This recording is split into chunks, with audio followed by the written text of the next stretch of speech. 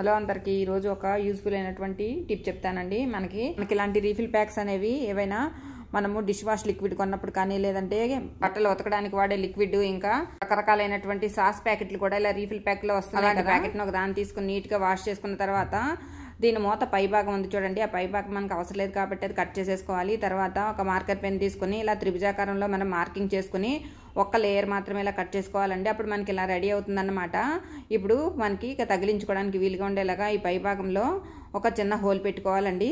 తర్వాత ఇప్పుడు ఈ మనకి మిడిల్ పార్ట్ ఉంది కదా, ఈ పార్ట్ మనకి నీట్గా ఉండడానికి ఇక్కడ ఏదైనా ఒక కలర్ఫుల్ పేపర్ అంటించుకోవాలి. తర్వాత అందంగా కనిపించడానికి ఈ కవర్ సెంటర్లో ఇలా ఫ్లవర్ని అంటించుకోవాలి. తర్వాత ఇది ఇప్పుడు మనము పిల్లల స్టడీ రూమ్లో గోడకు కనుక తగిలించినట్లయితే అందులో పెన్నులు, పెన్సిళ్ళు, స్కేళ్ళు ఇలాంటివన్నీ పెట్టుకోవచ్చు, కావాల్సినప్పుడు తీసుకుని వాడుకోవచ్చు.